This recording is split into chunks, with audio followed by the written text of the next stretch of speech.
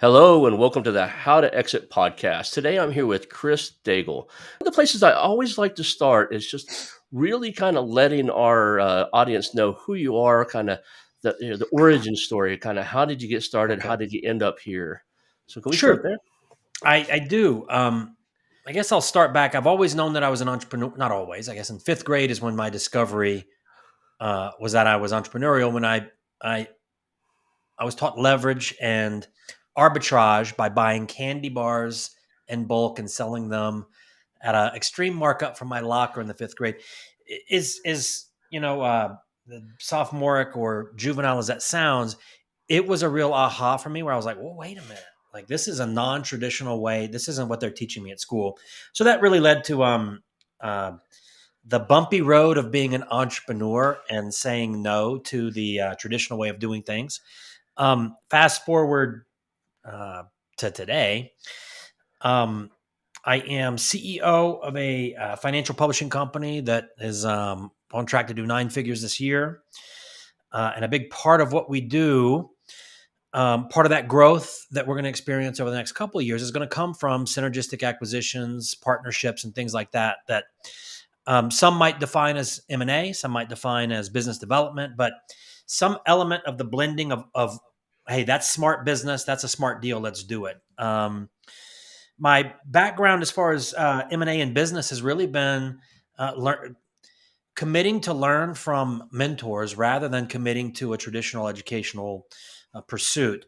I've had the opportunity to work with some, and at my own, like one of those situations where it's like, I'll sleep in the garage if I can learn from you. There's a series of those types of relationships in my career that have paid off now because I was able to compress their learning curve into, a 6-month, 12-month period rather than taking 30, 40 years to learn the same lessons. So, there's a lot of twists and turns that happen, but M&A in a corporate environment is where I am today. Upon reflection, I would probably say that there's more money to be made in the sub 10 million. And when I say more money, for most of us, if you're, an icon of Wall Street, that's not a lot of money. But for the average business person or entrepreneur, it's a ton of money. I would say that the only reason that I'm doing things at a bigger level is today's cash flow needs are taken care of from past efforts, and this is an opportunity for me to get into an uncomfortable environment to grow. I don't necessarily aspire for the bigger volume deals, aspire for higher quantity of sub 10 million deals. You'll be happier, the deals are less complicated, you'll like the people more, you'll make more money. That'd be my advice. Inside of the mergers and acquisitions, you use a phrase I haven't seen anywhere else, and I really like it. Maybe I just missed it. That acquisition entrepreneurship. Um, So I first heard about that. I think that that's a term that was coined by Walker Diebel, who wrote Buy Then Build. A lot of your audience may be familiar with his work, um, but because I think it's a more accurate definition, because I just completed a program at Columbia Business School for their mergers and acquisition analysis and everything, and this was all about publicly traded companies. What's mhm. happening at that level is not what's happening with, let me go get a business that's doing $1 million.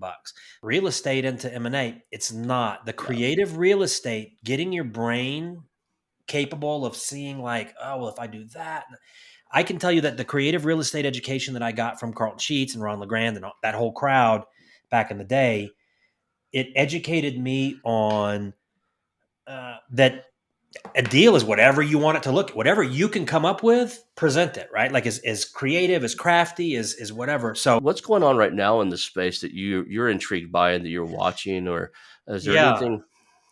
a couple of interesting variables. There's a lot of cash, very cheap. That's certainly contributed to an acceleration, I think, of activity. However, are they good deals? I don't know. Is the sourcing of leads changing along the way? We're both you and I have a direct mail background, so it probably isn't uncommon for either one of us to just want to write a letter and send it to 1,000 people. You But know, I would say that in the program I was working with Roland, kind of our go-to for getting started was first, let the world know what you're doing.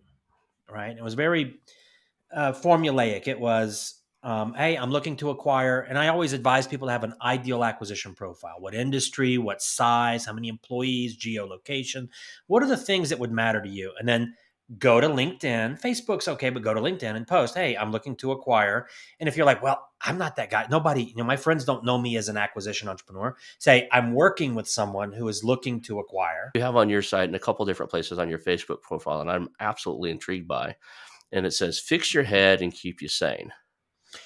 So, what So is that about? Yeah. So, what I notice with most companies, whether I'm interested in advising, acquiring, participating, whatever, opportunity exists.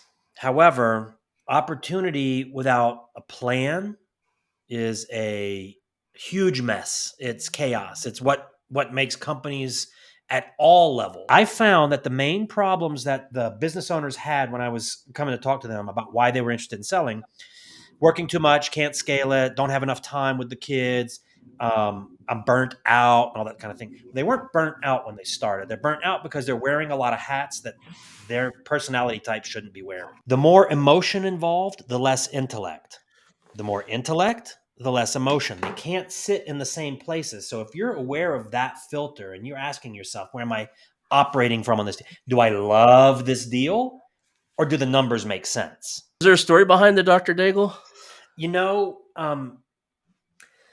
it is, and it fits in with the theme of what we've been talking about with service and stuff like that. When I first got involved in the marketing world, um, I I was of service to a lot of people. Just like, hey, oh, I saw this thing. I know you guys are in this space. I don't know, just random outreach and stuff like that.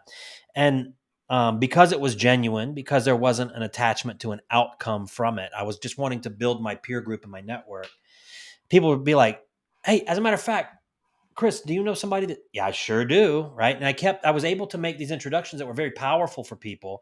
And it got to be this joke where, like, oh, you're in pain, call the doc. Your business is hurting, call Dr. Daigle. Or is there something we really should have kind of covered inside of this space? I want to stress the importance. If I would have known the contribution that like an EOS implementation would have to a business, I would have learned it 20 years ago and my career would have gone a completely different direction. It's a universal issue with businesses that your buddy owns or businesses that you're interested in buying.